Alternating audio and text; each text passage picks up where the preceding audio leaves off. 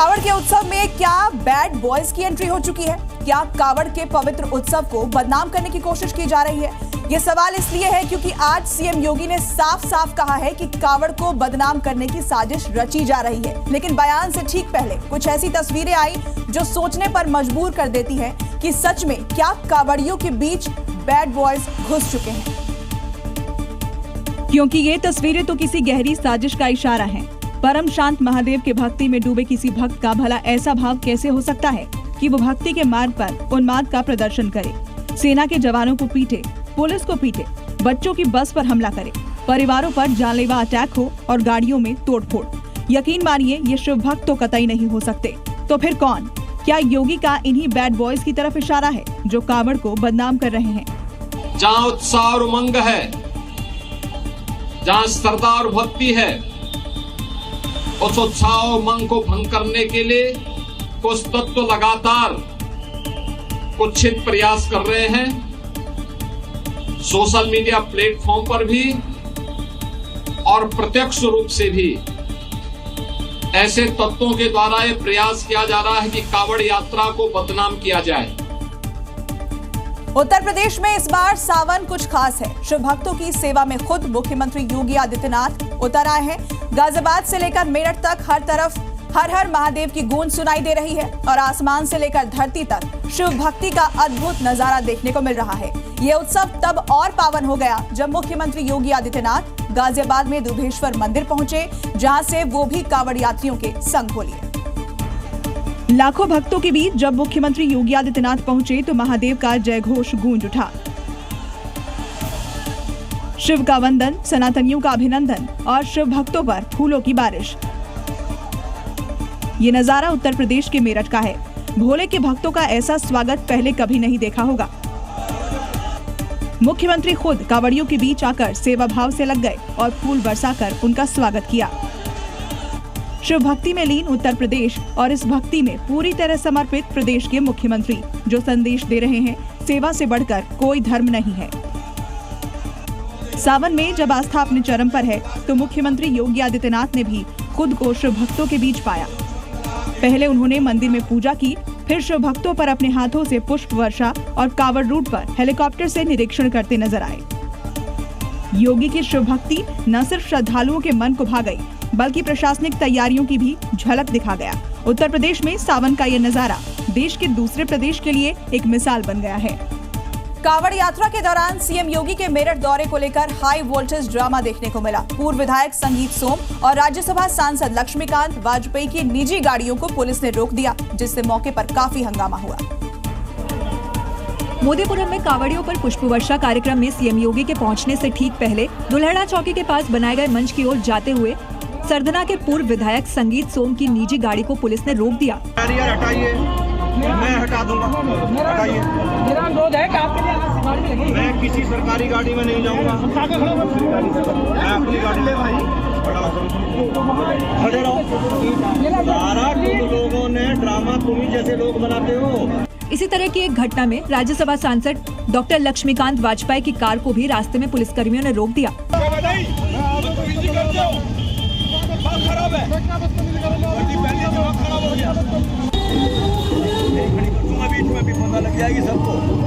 अनुशासन और प्रोटोकॉल को लेकर बीजेपी के दो कद्दावर नेताओं और पुलिस प्रशासन के बीच तीखी झड़प देखने को मिली।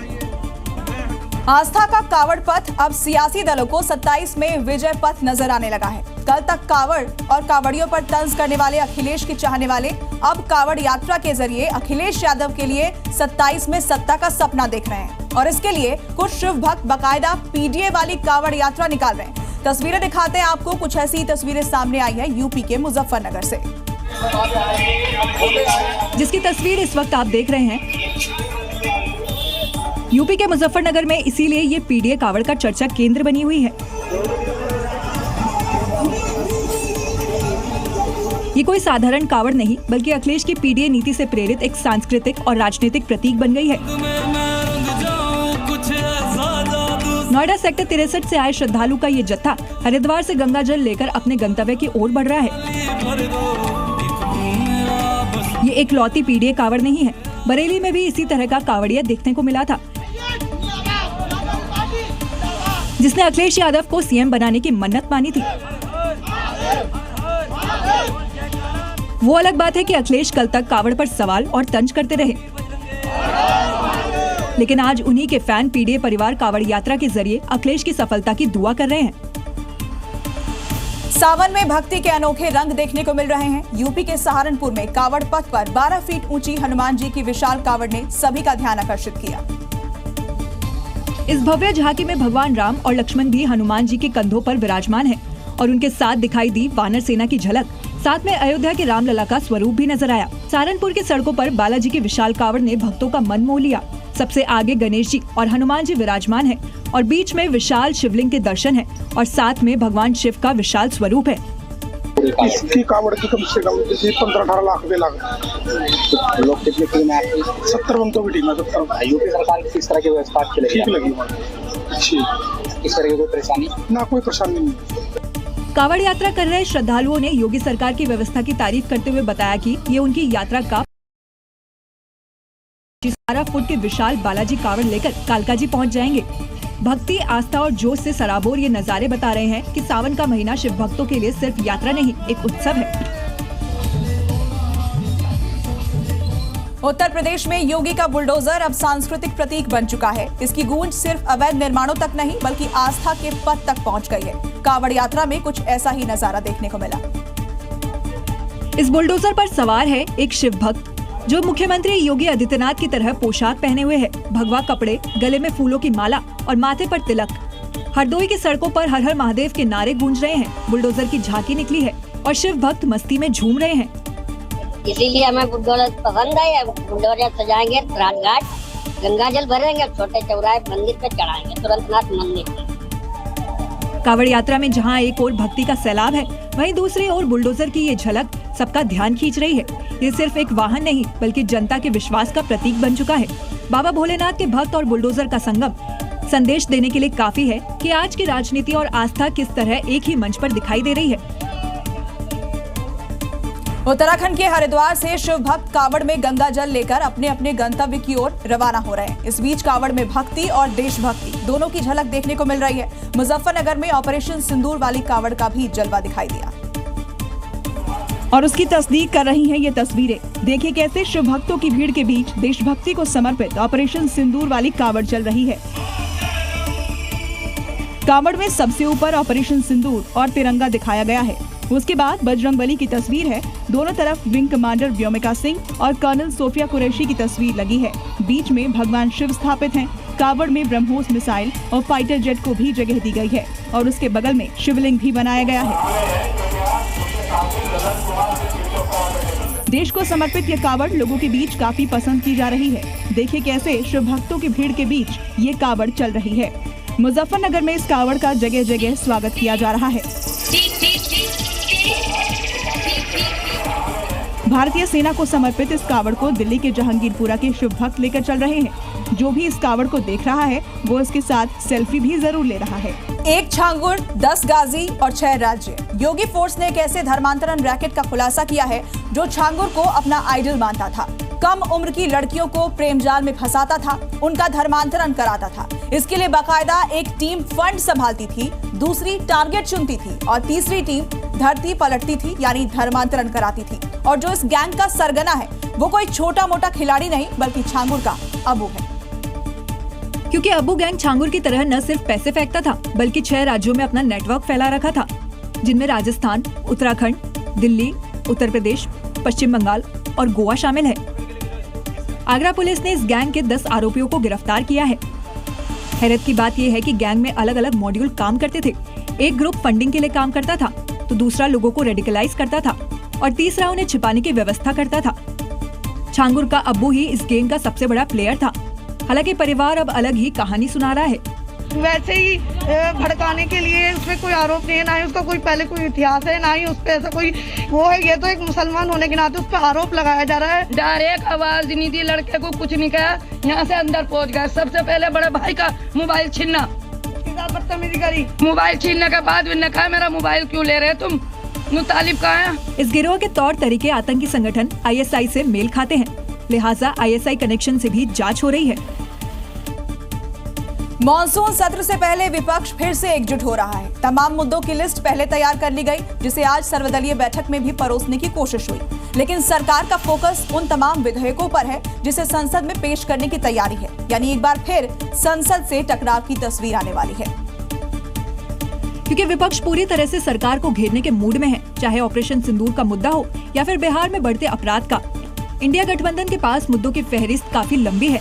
सिंदूर, बिहार का मुद्दा, फॉरेन पॉलिसी का मुद्दा, और जिस तरीके से कुल मिलाकर अगर आप देखें तो ये सरकार में एट्रोसिटीज बढ़ी हैं। हालांकि केंद्रीय मंत्री जेपी नड्डा की अध्यक्षता में हुई बैठक में तमाम राजनीतिक दलों के नेता शामिल हुए।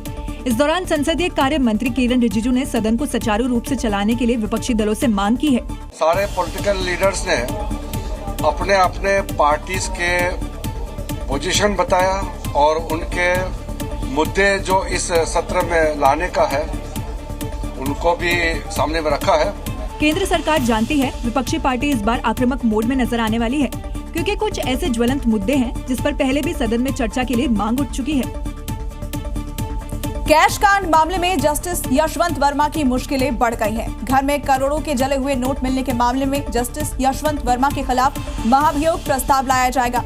इस प्रस्ताव को लेकर अब तक 100 से ज्यादा सांसद अपने हस्ताक्षर कर चुके हैं। कांग्रेस के 35 से ज्यादा सांसदों ने अपना समर्थन दिया है। संसद का मॉनसून सत्र 21 जुलाई से शुरू हो रहा है और इसी मॉनसून सत्र में संसद में जस्टिस यशवंत वर्मा के खिलाफ महाभियोग प्रस्ताव पेश किया जाएगा। लोकसभा के अलावा राज्यसभा के सांसदों से भी इस पर हस्ताक्षर करवाए गए हैं और अब इसे सदन में पेश करने की तैयारी तेज हो गई है। इस प्रस्ताव पर अब तक 100 से ज्यादा सांसद अपने हस्ताक्षर कर चुके हैं। जस्टिस वर्मा के खिलाफ महाभियोग प्रस्ताव पर कई विपक्षी सांसदों ने समर्थन जताया है। कांग्रेस के 35 से ज्यादा सांसदों ने इस प्रस्ताव पर अपने हस्ताक्षर किए हैं। संविधान के मुताबिक राष्ट्रपति या जज को पद से हटाने के लिए संसद में महाभियोग प्रस्ताव लाया जाता है। लोकसभा में इसे पेश करने के लिए कम से कम 100 सांसदों के हस्ताक्षर और राज्यसभा में कम से कम 50 सांसदों के हस्ताक्षर जरूरी होते हैं। आपको बता दें कि मार्च में जस्टिस वर्मा के दिल्ली स्थित घर में लगी रहस्यमय आग के बाद जांच एजेंसियों को वहां से करोड़ों रुपए के जले हुए नोट मिले थे। बिहार में हुई केंद्रीय मंत्री ललन सिंह की मटन पार्टी में सियासी तड़का लगा है। मटन पार्टी के विरोध में हिंदू संगठन सड़कों पर उतरे हैं और ललन सिंह को सनातन विरोधी बता रहे हैं। पटना में हिंदू शिव भवानी सेना ने उनके खिलाफ पोस्टर लगाया है जिसमें लिखा है ललन सिंह को हिंदू धर्म से बहिष्कृत करते हैं। इतना ही नहीं, भवानी सेना ने उनके मंदिर जाने पर भी रोक लगाई है। और ये रहा उसका पोस्टर जिसमें हिंदू शिव भवानी सेना ने केंद्रीय मंत्री ललन सिंह को हिंदू धर्म से बहिष्कृत करने का फरमान जारी किया है और उनके मंदिर जाने पर रोक लगा दी है। भवानी सेना का आरोप है कि ललन सिंह ने सनातन धर्म से जुड़े लोगों की आस्था को चोट पहुंचाई है। हिंदू धर्म में जन्म लेकर हिंदू धर्म के विपरीत कार्य करते हैं, ये आज के कालनेमी और पुतना है। ऐसे ललन सिंह को हिंदू शिव भवानी सेना हिंदू धर्म से निष्कासित करती है, बहिष्कृत करती है। आप ये दो तस्वीर देखिए। पहली तस्वीर लखीसराय के सूर्यगढ़ा में ललन सिंह की पार्टी की है और दूसरी तस्वीर भवानी सेना के लगाए पोस्टर की है। हालांकि बिहार में मटन पार्टी पर सियासत की कहानी पुरानी है। 2 साल पहले लालू यादव और राहुल गांधी की मटन पार्टी खूब चर्चा में थी और इस बार ललन सिंह की मटन पार्टी विवादों में आ गई है। अब बात करेंगे लेजेंड्स क्रिकेट लीग की, जिसमें जी न्यूज की मुहिम का बड़ा असर हुआ है। दरअसल पहलगाम में हुए आतंकी हमलों के बावजूद लेजेंड्स क्रिकेट मैच में भारत का मैच पाकिस्तान के साथ हो रहा था, जिसके खिलाफ जी न्यूज ने मुहिम चलाई थी। जी न्यूज ने अपनी मुहिम के दौरान इस मैच को रद्द करने की मांग की थी, जिस पर देश भर का समर्थन भी मिला। हमने जिनसे भी बात की और देश भर से एक ही आवाज आई कि मैच रद्द होना चाहिए। जी न्यूज की ही मुहिम का असर हुआ कि दबाव में आकर लेजेंड्स क्रिकेट लीग में भारत पाक के बीच मुकाबले को रद्द कर दिया गया। मैच रद्द करने को लेकर WCL की ओर से बयान जारी कर कहा कि मैच से भावनाएं आहत हो सकती है। पाकिस्तान के साथ मैच से समर्थक असहज स्थिति में थे, इसलिए भारत पाकिस्तान मैच रद्द करते हैं।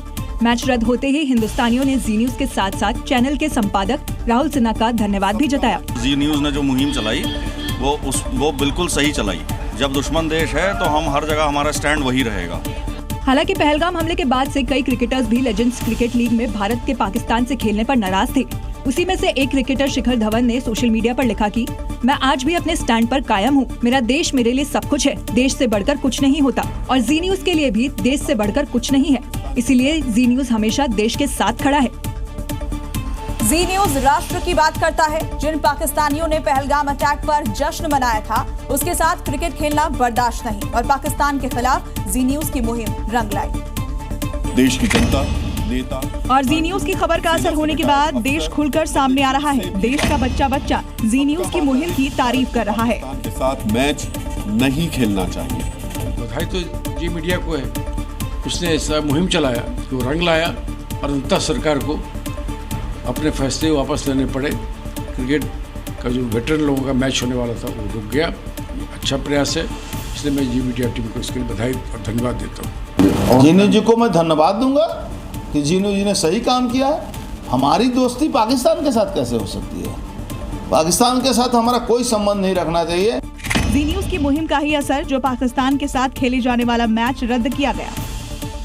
लेकिन देश की भावना यही है, जहां देश की बात आती है, जहां जनता के हितों की बात होती है, जी न्यूज हमेशा आगे रहता है और इसीलिए देश को जी न्यूज पर भरोसा है और जी न्यूज देश के लिए हमेशा खड़ा है। आर्थिक मदद बंद हो जाएगी।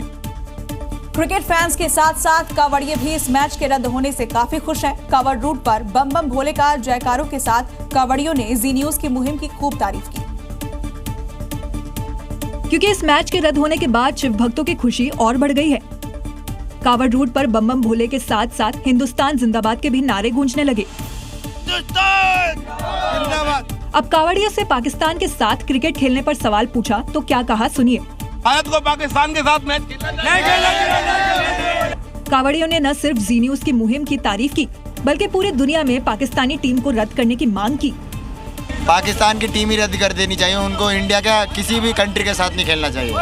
भगवान भोलेनाथ से भी कृपा करेंगे कि भविष्य में भी भाई इंडिया और पाकिस्तान का मैच ना हो। और होगा भी ऐसा ही। भारत ने पहले ऑपरेशन सिंदूर से पाकिस्तानियों को सबक सिखाया और अब पाकिस्तान से मैच खेलने का बॉयकॉट कर दिया है। और अब बात सिंगर यो-यो हनी सिंह की, जिन्होंने संगीत की दुनिया से इतर अब कारोबार में कदम रखा है। हनी सिंह ने यो-यो वॉचेस नाम से अपना लग्जरी वॉच ब्रांड लॉन्च किया है, जिससे फैशन प्रेमियों के बीच हलचल बढ़ गई है। इसके लिए दुबई और मुंबई में भव्य कार्यक्रम का आयोजन किया गया।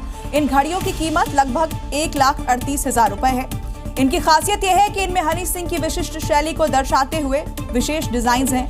इस ब्रांड का विजन रैपर की अनूठी जीवन शैली के साथ लग्जरी का मिश्रण करना है। हनी सिंह ने इसके साथ ही हाई एंड एक्सेसरीज बाजार में कदम रख दिया है। हनी सिंह ने कहा कि मैं दूसरे ब्रांड के लिए काम पसंद करता हूं और खुद के ब्रांड पर भी बनाने पर भी विश्वास करता हूं। यूपी में एक बार फिर बाबा का बुलडोजर चला है। वाराणसी में मजार के नाम पर अवैध कब्जा किया जा रहा था। प्रशासन ने नोटिस दिया, जब अतिक्रमण नहीं हटा तो बुलडोजर एक्शन लिया गया। क्योंकि ये मजार अवैध तरीके से कब्जा करके बनाई गई थी। प्रशासन के नोटिस देने पर जब अतिक्रमण नहीं हटा तो बाबा का बुलडोजर पहुंचा और अवैध कब्जे को हटाना शुरू कर दिया। तस्वीरों में देखिए कैसे पहले वहां पर बनाए गए टीन शेड को हटाया जा रहा है। धीरे धीरे जब टीन शेड को गिरा दिया गया, इसके बाद बुलडोजर ने अवैध मजार को हटाया। मामला वाराणसी के सर्किट हाउस का है, जहां लाटशाही मजार परिसर में बाबा का बुलडोजर गरजा है। दरअसल मुख्य मजार परिसर के बगल में अतिक्रमण किया गया था। प्रशासन ने इसे हटाने को लेकर नोटिस दिया, लेकिन जब अवैध अतिक्रमण को नहीं हटाया गया तो प्रशासन ने अतिक्रमण वाले हिस्से को जमींदोज कर दिया। इस दौरान वहां पर प्रशासन की टीमें मौजूद रही और पूरी प्रक्रिया शांतिपूर्वक निपटा ली गई। राजस्थान के नागौर में ऐसा मंजर देखने को मिला जिसे देखकर सड़क भी शर्मा गई और मछलियां भी कंफ्यूज हो गई, क्योंकि यह पहली बार होगा जब मछलियां शहर की सैर पर निकली और शहर वाले घबराकर घरों में कैद हो गए। तस्वीरें देखकर ऐसा लग रहा है जैसे तालाब ने बारिश से दुखी होकर कहा, अब बहुत हुआ, अब मैं सड़क पर चलता हूँ। तालाब ओवरफ्लो हुआ और सारी मछलियों को लेकर सैर पर निकल पड़ा।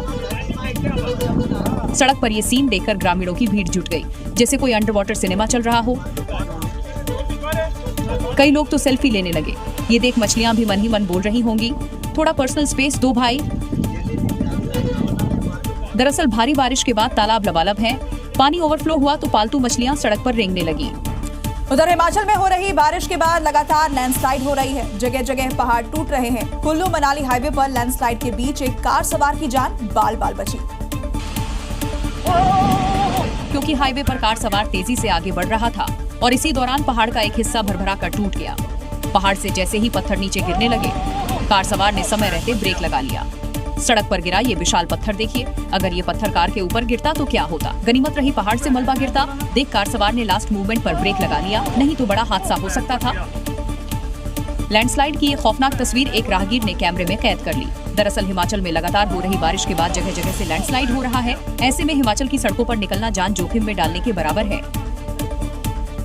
बिहार के बक्सर में गंगा नदी ने कहर मचाना शुरू कर दिया है। गंगा नदी का जलस्तर खतरे के निशान के करीब पहुंच चुका है। बाढ़ की चपेट में आए दर्जनों गांव का जिला मुख्यालय से संपर्क कट गया है और लोगों पर मुसीबतों का पहाड़ टूट पड़ा है। सड़क पूरी तरह से जलमग्न है, पानी का बहाव भी तेज है। अब कुदरत के कहर की तस्वीरें देखिए। जिले के सिमरी, चक्की और ब्रह्मापुर प्रखंड के दर्जनों गांव बाढ़ की चपेट में आ चुके हैं। दियारा इलाके का संपर्क पूरी तरह से कट चुका है। समंदर बनी सड़क पर लोग जान जोखिम में डालकर सफर कर रहे हैं।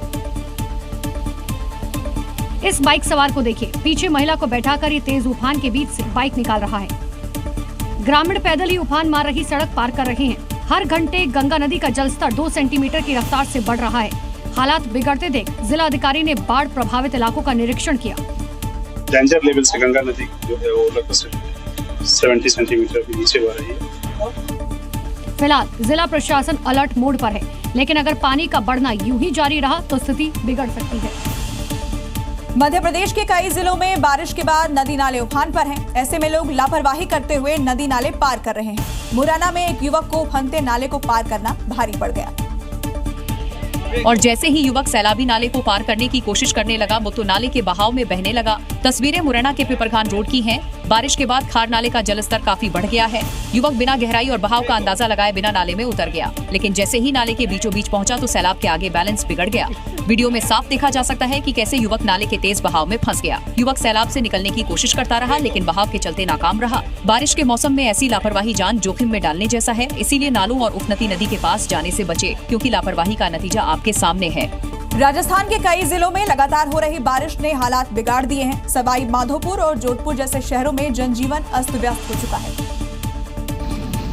जान जोखिम में डालकर बाइक सवार अब भी इन डूबे रास्तों को पार कर रहे हैं। सवाई माधोपुर में चंबल, बनास, मोरेल और निगोह नदियां उफान पर हैं।